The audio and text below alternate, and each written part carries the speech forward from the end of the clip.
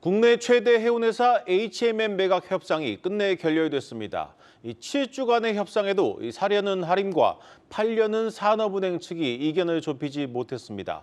당분간은 H&M 재매각이 어려울 것이란 전망이 나오고 있습니다. 취재 기자와 보다 자세히 분석해 보겠습니다. 산업이부 김예원 기자 나왔습니다. 김 기자, 제가 앞서 얘기했지만 무려 7주 동안 이 협상이 진행이 됐죠.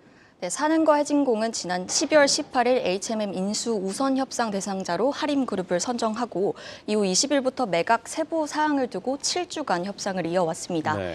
1차 협상에 접점을 찾지 못하면서 2주가 연장됐었고 어제가 이제 2차 협상 마감일이었는데요.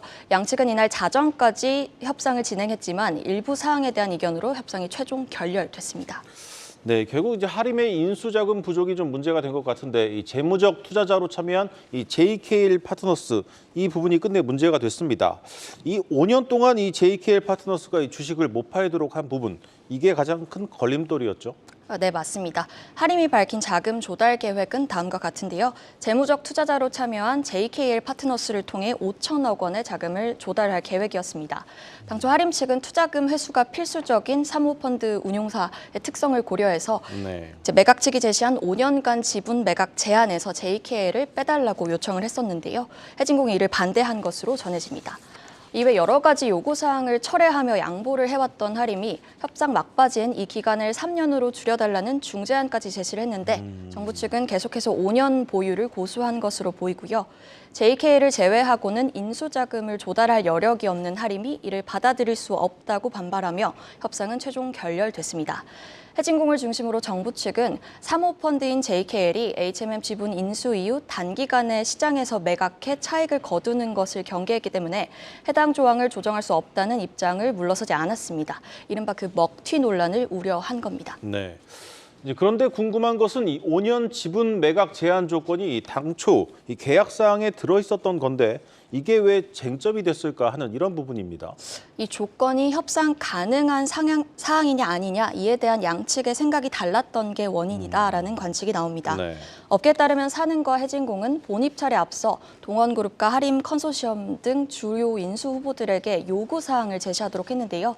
이때 하림은 인수 조건에 대한 여러 가지 요구사항을 제시했습니다. 하림의 입장에서는 이런 요구사항을 제시하고 했음에도 우선 협상 대상자로 선정된 것을 토대로 본계약을 위한 협상 과정에서 몇 가지는 좀 관철시킬 수 있겠다. 어느 정도는 이러한 요구사항을 받아들여줄 수도 있겠다라고 생각을 했던 겁니다. 그런데도 이러한 요구사항이 전혀 받아들여지지 않은 거죠. 네. 그런데 이번 매각 협상에서 또 다른 매각 주체였던 해양진흥공사가 이 캐스팅 보트를 좀 쥔 것 같기도 합니다.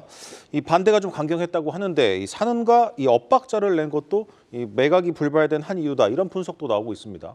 네, 맞습니다. 하림이 매각 결렬 이후 오늘 입장문을 낸 것에서 그러한 단서를 좀 찾아볼 수 있는데요.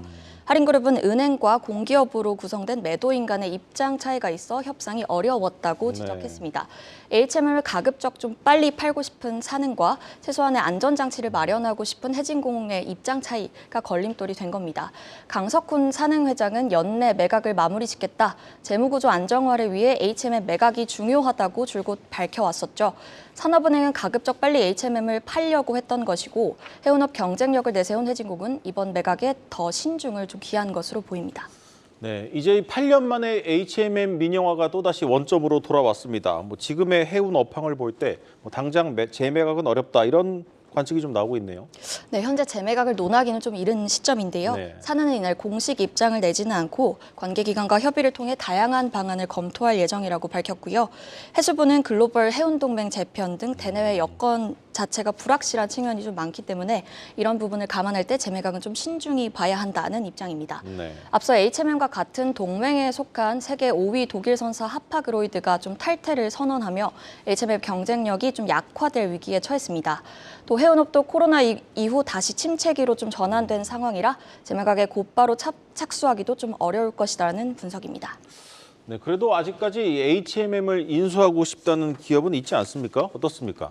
당초 인수전에 참여했던 동원그룹이 좀 가장 유력하게 거론이 되는데요. 네. 동원그룹은 좀 장기적으로 관심을 가지고 지켜본다는 입장이고 또 본입찰 전에 참여했었던 LX는 내부에서 특별한 이야기는 나오고 있지 않다라고 전했습니다.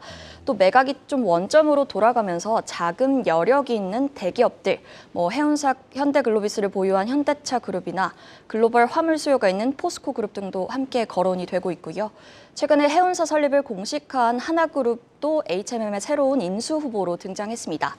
다만 이번 매각 과정에서 나타난 경영 주도권 논란이나 HMM을 둘러싼 여러 가지 대외 변수가 심화된 점은 또 변수가 될 전망입니다.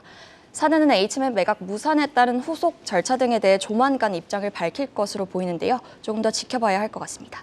네, 잘 들었습니다. 산업이부 김예원 기자였습니다.